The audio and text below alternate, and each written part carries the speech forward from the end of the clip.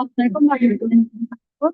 Kenalkan nama saya Dullah Abdullah dengan IPM 1080 Jadi saya akan mempresentasikan hasil analisis saya menggunakan survei pengaruh penggunaan AI terhadap nilai mahasiswa. Saya melakukan presentasi ini untuk memenuhi nilai UAS saya di kuliah praktikum rencana survei. Sebelumnya kita akan memulai dari latar belakang. Latar belakang yang saya ambil eh, bersumber dari UNESCO dan IPM. Jadi, kembangan teknologi AI sangat digunakan untuk di bagian pendidikan, khususnya pada mahasiswa. AI digunakan juga untuk mencari informasi, penyusunan data, penyusunan tugas, penerjemah, hingga pemecahan masalah di masalah akademik secara lebih cepat dan efisien. Nah, menurut UNESCO, pemanfaatan AI dalam pendidikan dapat meningkatkan akses pembelajaran dan mendukung belajar apabila AI digunakan dengan bijak.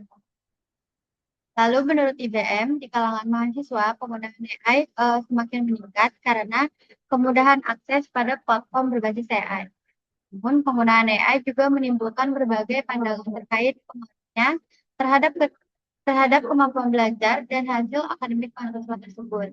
Sebagaimana mahasiswa merasa AI membantu meningkatkan pemahaman materi dan nilai, sedangkan lainnya khawatir terhadap ketergantungan penggunaan. Jadi, jika AI tidak digunakan dengan bijak, maka AI akan mengalami ketergantungan kepada mahasiswanya. Oh, mohon maaf, maka mahasiswa akan mengalami ketergantungan kepada AI. Nah, penelitian ini dilakukan untuk mengetahui pengaruh penggunaan AI terhadap nilai mahasiswa berdasarkan hasil survei yang saya buat kepada responden.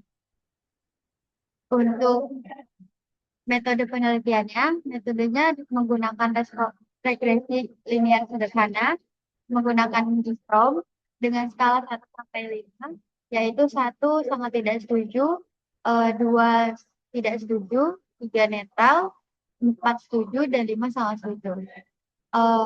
Hasil survei saya memiliki 30 responden yang semuanya merupakan seorang mahasiswa.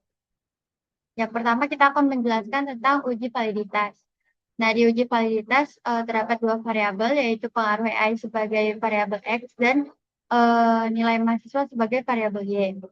Dengan beberapa pertanyaan yang ada dan arhitung yang dihasilkan uh, dari coding RStudio dan tabel yang dihasilkan dari 30 responden dengan tingkat signifikan 0,05, maka tabelnya adalah 0,361. Maka interpretasinya adalah dengan 30 responden dan tingkat signifikan 0,05, maka didapatkan tabel sebesar 0,361.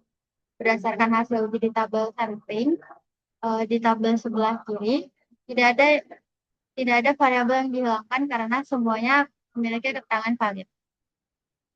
Dengan keterangan valid ini, maka semua pertanyaan tidak perlu dihilangkan. Selanjutnya ada uji reliabilitas. Pada variabel pengaruh AI dan nilai mahasiswa memiliki raw alpha 0,87.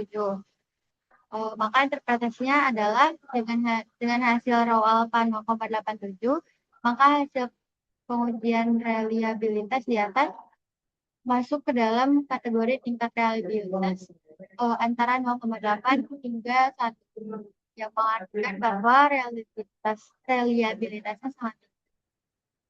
Selanjutnya ada statistik deskriptif. Statistik deskriptif pada penggunaan AI terdapat 30 responden dengan PN 22,76 dan seterusnya.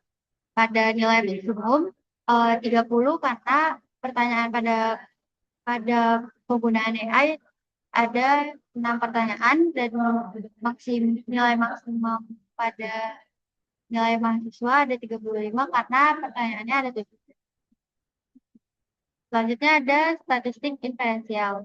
Pada statistik inferensial, p-value-nya sekian dan R-square-nya ada 72,3%. Dengan hipotesis penggunaan AI, dengan hipotesis nol adalah penggunaan AI tidak berpengaruh terhadap nilai mahasiswa dan salah satunya penggunaan AI berpengaruh terhadap nilai mahasiswa.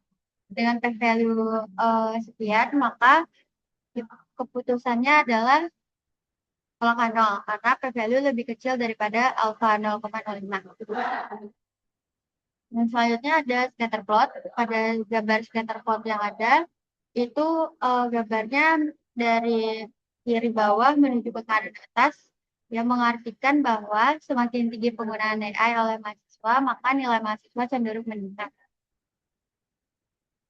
Selanjutnya ada pie chart. Nah, pie chart ini saya menggunakan variabel X dengan pertanyaan ketujuh, yaitu saya merasa sangat bergantung pada AI. Nah, di sini interpretasinya adalah sebagian besar mahasiswa cenderung setuju terhadap pernyataan saya merasa sangat bergantung pada AI dengan melihat banyaknya skala 5 dan 4 terpilih. Skala 5 adalah sangat setuju dan skala 4 adalah setuju. Maka dapat dilihat yang memperhatikan bahwa banyak mahasiswa yang cenderung setuju terhadap pernyataan tersebut. Yang terakhir adalah kesimpulan.